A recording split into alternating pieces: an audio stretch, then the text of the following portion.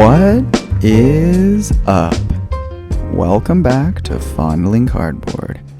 I'm your host, Mike Lakusta, aka the Golf Card Collector.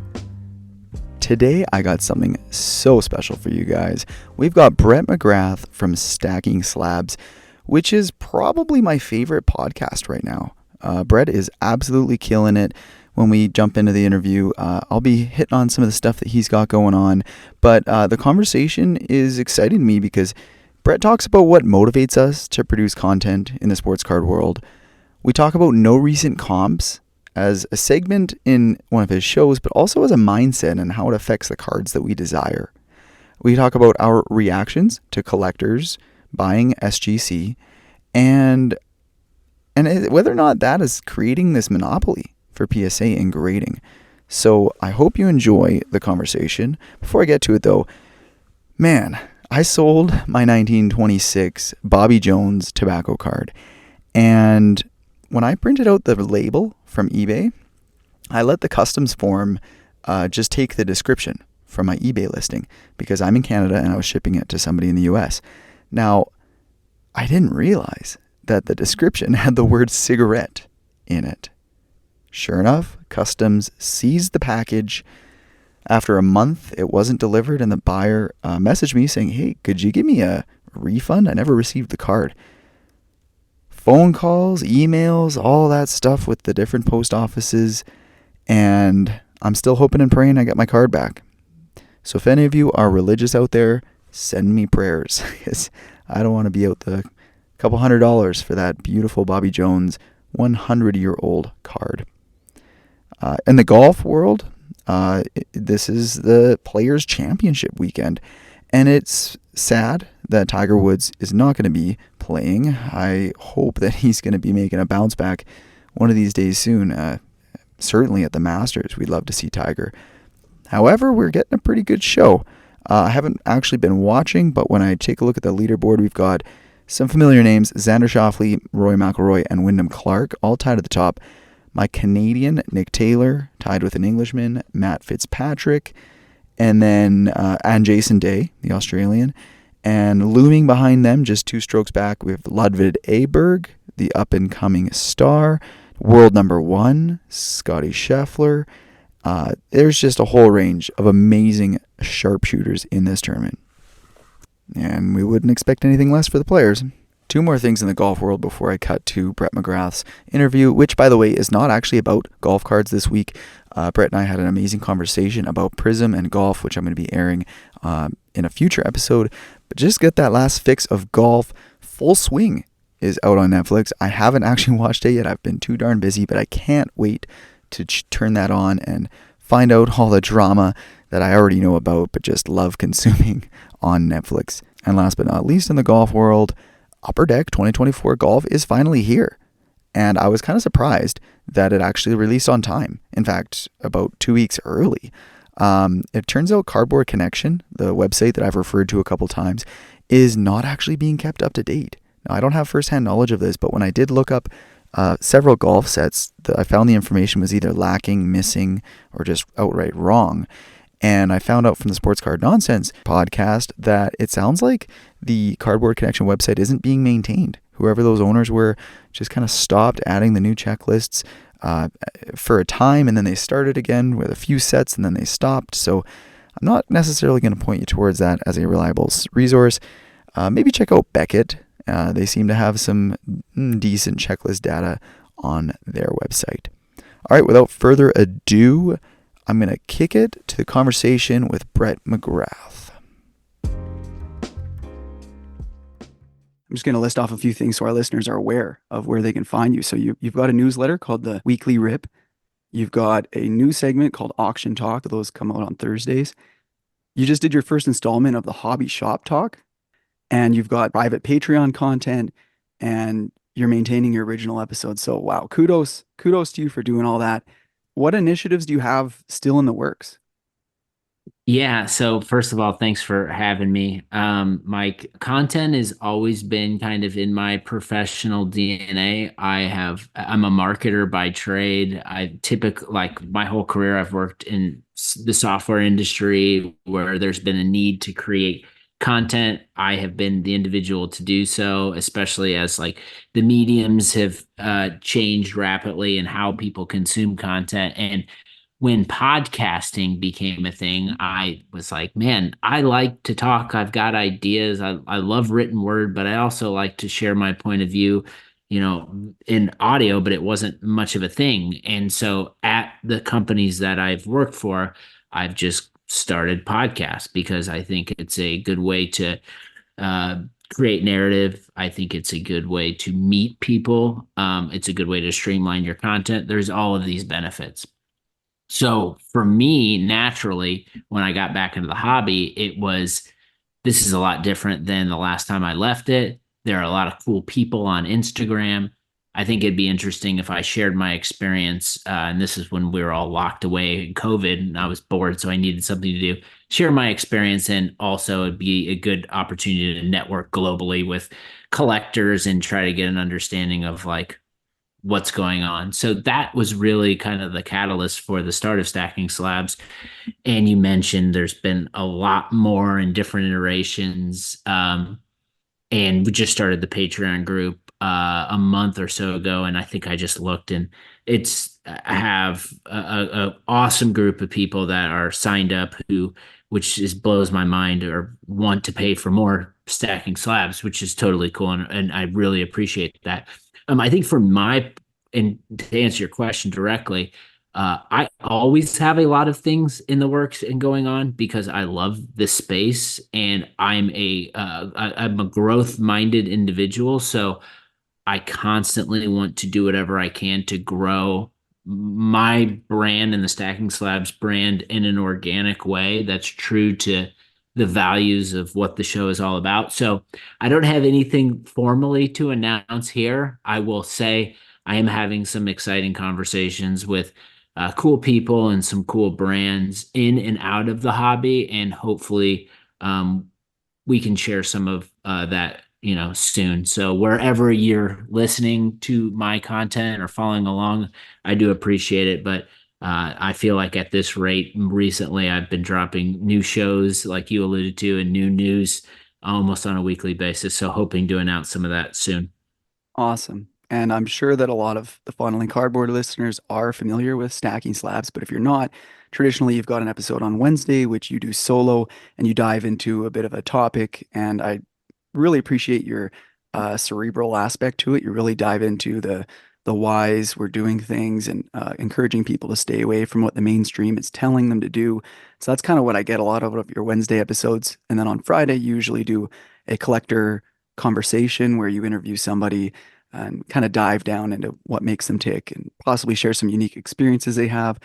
If you don't want to give any sneak peeks per se, do you have any topics that you wouldn't necessarily want to do, but are some ideas for other content creators, maybe the Fondling Cardboard podcast or anybody else out there? Yeah, so I think it's hard for me to talk about what I don't want to do because there's so much that I do want to do. And so maybe focusing in on like the two newish streams on the channel. Um, so Auction Talk, which is on Thursdays, is with Nick at the Worst Sports Cards. I'm in partnership with him doing it. And part of the reason why is he's in that space. Like he's a consigner. A lot of cool cards are getting sent his way. And he sees a lot of what's moving and shaking in the industry. And there is a weekly drumbeat of auctions that happen every week. So to me, I was reacting and responding um, to cards that were being sold like 3 weeks after the fact. And it just, by that point, it didn't really matter as much. So I think just like this idea of cards selling is fascinating to me. So excited about that. And then also on the hobby shop talk, I'm partnering with Jameson at Port City Sports Collectibles, and he's owned a shop he's coming on his second year. And I just think like as the industry changes, especially with like new manufacturers coming in, new cards. I know there's new golf cards coming out, which I'm sure your listeners are fired up about. And I think we're going to talk about a little bit. There's so much change happening. And so I feel like so much great knowledge and conversations comes in the hobby shop. And I think it plays such a key role just in education moving forward. So excited to dig in there. But I think just in terms of like ideas that I would recommend for anyone who's looking to explore just different topics anymore, like, I don't know, like I always found like when I ask myself the question why about things that are going on in the hobby over and over and continuously, like typically like that is like threads that I want to pull on. And what I found is like that usually makes its way into my episodes. And if stuff is making its way into my episodes consistently, then maybe it's time to like start a new stream and dedicate a weekly show to that. So that's been kind of the origin of those two new streams. But there's a lot of stuff in the hobby that doesn't interest me. Like it doesn't all interest me. I would say probably most of it doesn't. Like there's a lot of stuff I just like I know people care about, but just it doesn't hit me, which is fine. I think like a diversity of mentality, mindset, interest in the hobby is a really good thing.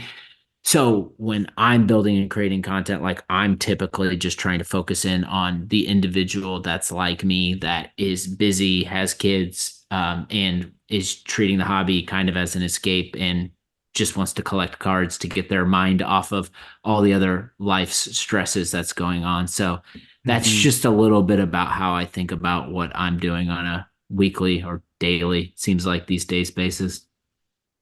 Well, speaking of stuff that might not be interesting to us more pure collectors, when I saw that you were doing an auction talk episode, my first reaction was, I've seen other content creators, podcasters have segments within their shows where they talk about cards, and it feels like, they're obviously being paid by the auction company to talk about some listings and gather some attention around what they're trying to sell.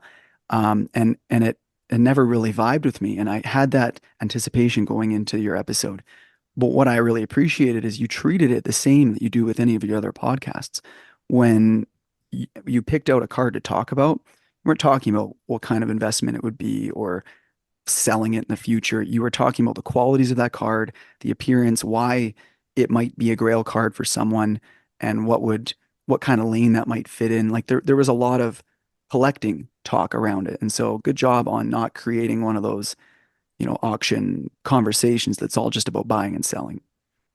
Yeah, I think, and it's a fine line. And I think I hold like I feel like I hold some sort of responsibility to, I don't know who, but whoever listens to be authentic and to be transparent.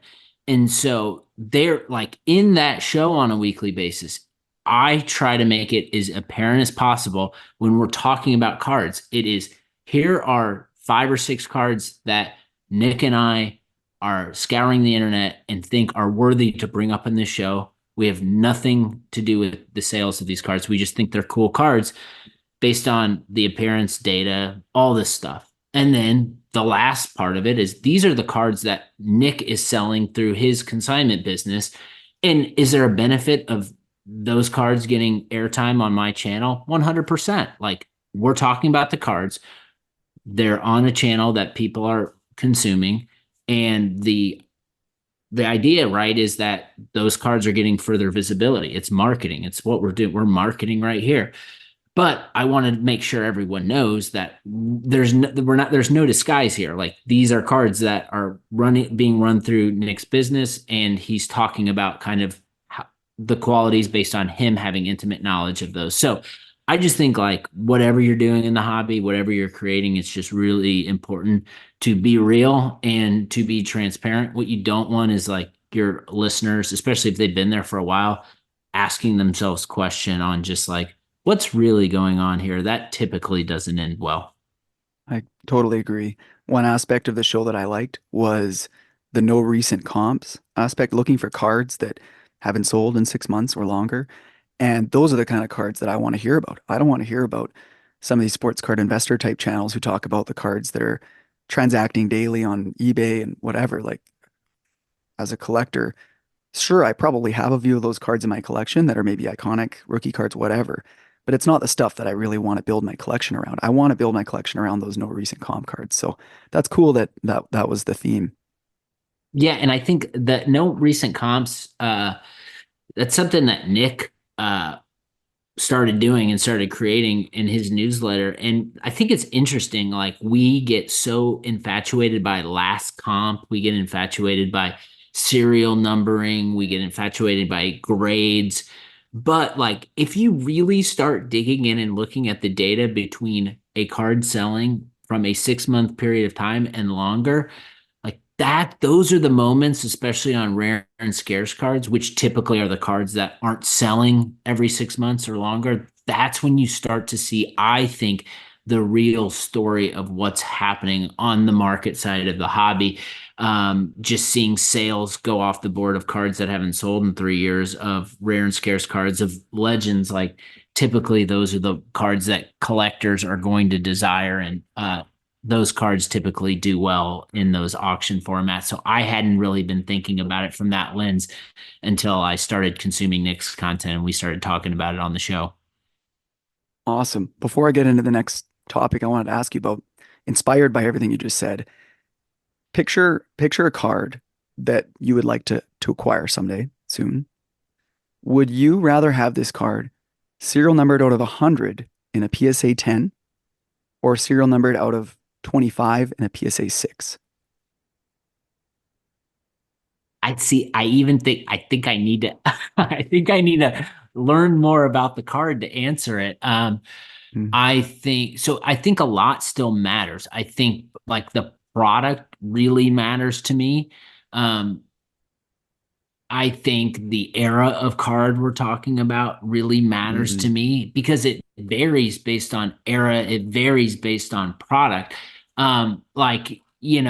I think, yeah, I think it's tough because we're in an era right now where we're over paralleled. Like an out of 25 card of a player I collect might not matter half as much if that player had cards, in the, late to early 2000s as well. So yeah, if you're making me select one, I will probably say um the out of 100 out of PSA 10, mostly just because like I feel like the out of 100 typically falls in line with a lot of my Peyton Manning cards in my mm, collection and from that era in time. And if I could get those out of 100 cards in a PSA 10, that would just be like icing on the cake.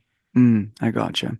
Whereas, like, if it was a card that was notorious for poor condition, like let's just say a 90s PMG. I'm not too familiar with the football PMGs, but I know in basketball there's a green out of 10 and then a red out of, it says out of 100, but it's really out of 90. So let's take it back to a PMG, for example. Would you rather have a green out of PSA 6 or a red PSA? Well, PSA 10 might be pop one, but I'll say I'll keep it there. PSA 10 red. Uh, I don't care the grade. I'd rather have the green based on the scarcity in that scenario. Yeah, good call. Good call. All right, well, let's move on to some hobby news. By the way, this show is not really like a breaking news type show. I really just like sharing collector stories and things like that. But there's a couple of things that are just too exciting that I can't not talk about them. So the first up is that collectors obviously acquired SGC. So like firstly, I know you've always graded with PSA, just from what I've heard on your podcast, I've seen on your Instagram page. Have you ever used SGC before? I've never submitted directly with SGC, but I have bought SGC cards at shows or on selling platforms. What's your impression of collectors buying SGC? What's your first impression? My first impression was it was, a the dominance of collectors in the PSA brand. It seemed like it was just like an opportunity to grab more market share.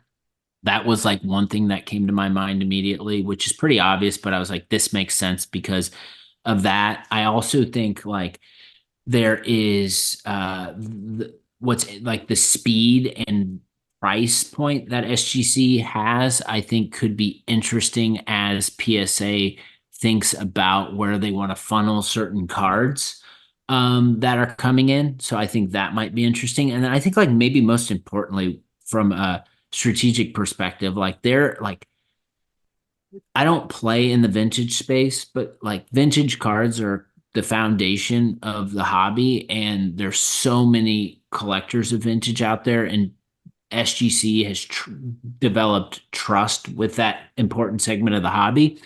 And I think like some of the hobby's best cards are in SGC slabs that are vintage cards. And I just think like there's something interesting there on the collector slash PSA side where I want to know more about vintage cards, and I think PSA does a really good job, and Collectors does a really good job of marketing their product and creating content that I'm excited about the potential of what they can do there in partnership with the SGC brand. So yeah, the highest selling cards on a annual basis typically are vintage baseball cards, right? So I think there's something interesting there as we kind of dig in. I'm excited to see what the future there, but I think there's that came to my mind, just Mhm. SGC's position on the vintage side and what collectors could do with that from a marketing perspective.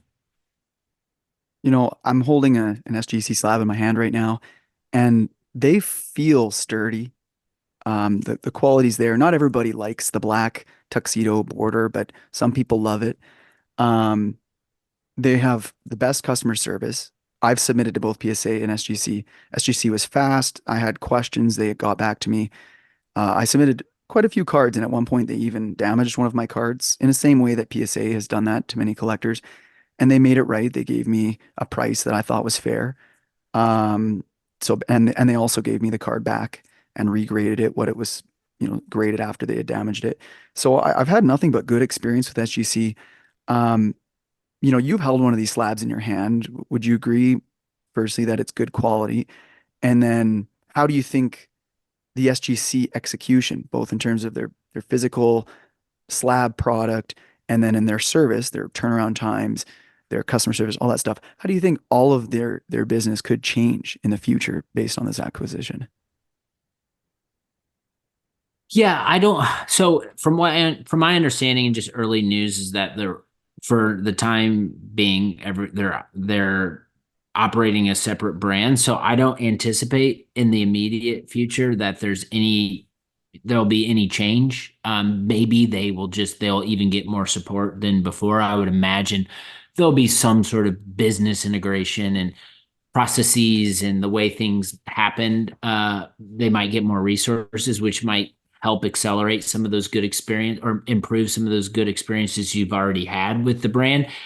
So yeah, TBD on that. I will say, from it is different holding a SGC slab in comparison to a PSA slab. They feel different, they look different, and it just depends on how much you value slabs in your collection as opposed to the actual cards itself.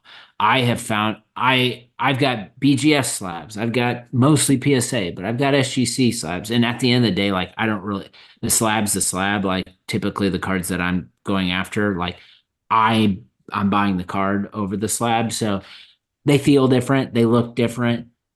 It doesn't really like I don't need like uniformity throughout my collection to be happy because I'm mostly focused in on the card. But yeah, I think SGC has done a nice job in the past. I agree.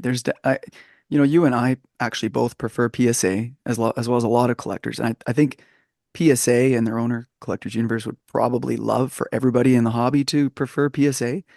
But there are those people that prefer SGC, and I think collectors purchasing them almost gives them a bit of a monopoly because BGS is falling so far behind. The only people I know that are still grading with BGS are people who have personal ties to them, right? Either friends with their employees or they live nearby so they can just drop cards off in person, those kind of things.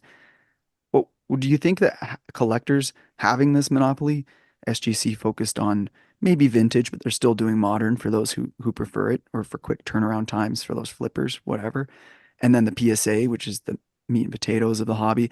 Do you think this seeming monopoly over grading is good or bad for the hobby and for collectors? I yeah, I don't I think there's still a ton of options and alternatives regardless of what's happening on the acquisition side.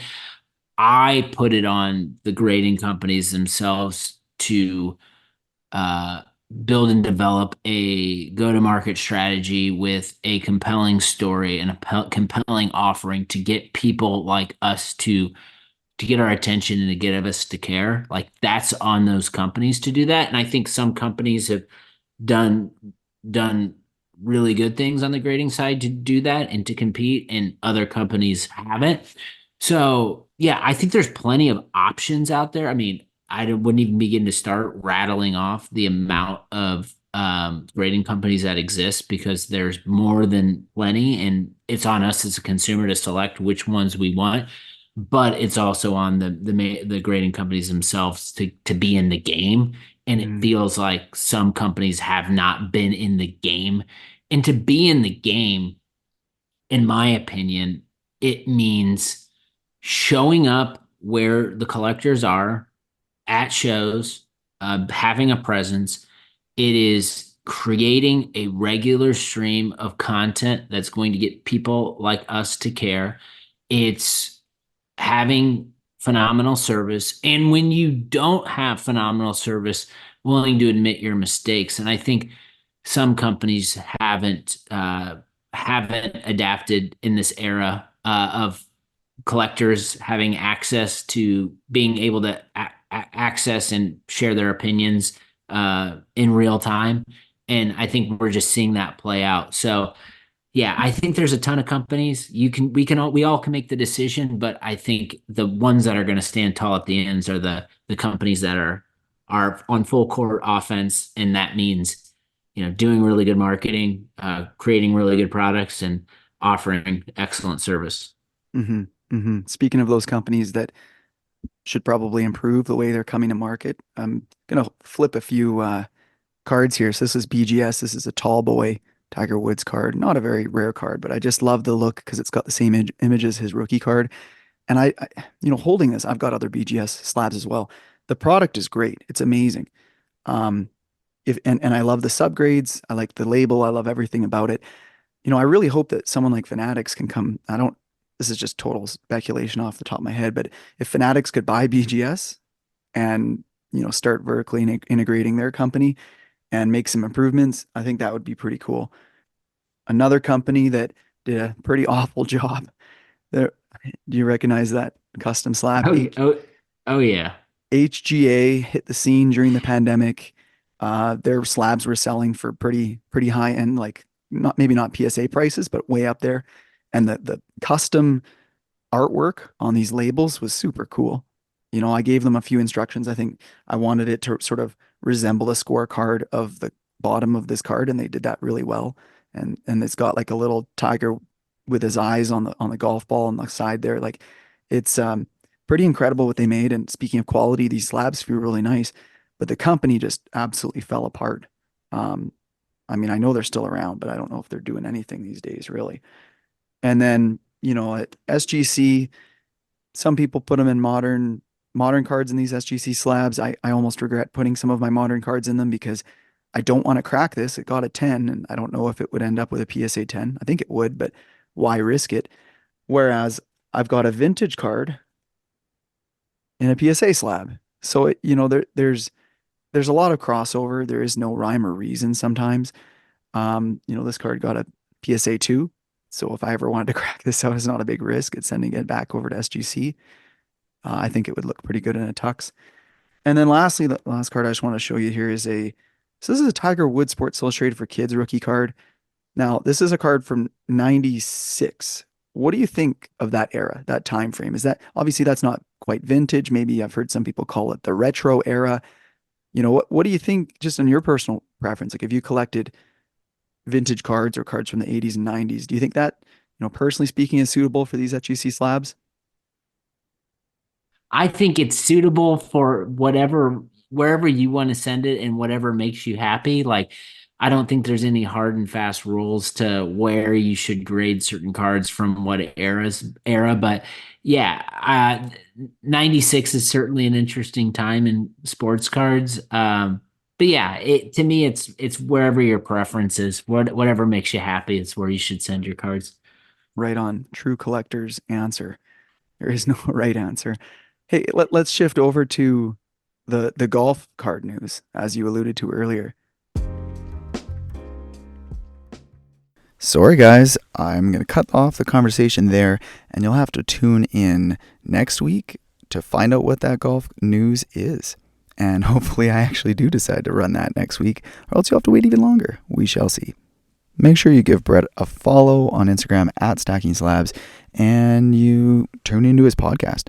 He's got them available for free Wednesdays and Fridays wherever you get your podcasts, and then he does a bunch of other content if you want to dive a little deeper into Stacking Slabs. Anyways, the card of the week is my 2022 Panini Prism UFC Jiri Prochazka Fireworks Pink Pulsar Prism, serial numbered out of 42, and this one is graded in a SGC slab as an SGC 10. And I chose this card of the week because it kind of resembles Brett a little bit. I mean, I don't think he likes UFC, but he's a big wrestling fan, and I thought, hey, my only combat sport type card is some UFC stuff, and this kind of checks all the boxes. I know Brett loves Prism. This is a Prism card.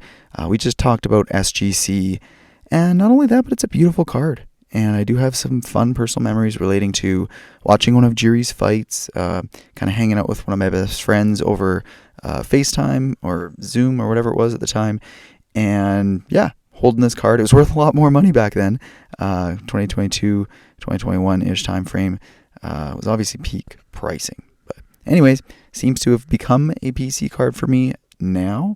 If you want to check it out, go to my Instagram at Fondling Cardboard. If you want a little more golf flavor of things, check out my Instagram at The Golf Card Collector. And I really appreciate you guys tuning in. From all the effort I put into creating the podcast, editing, recording, reaching out to great guests like Brett, all I ask for you in return is to tell a friend. Just spread the word. Let them know if you like the Fondling Cardboard show. I appreciate that. Thanks, and see you next week.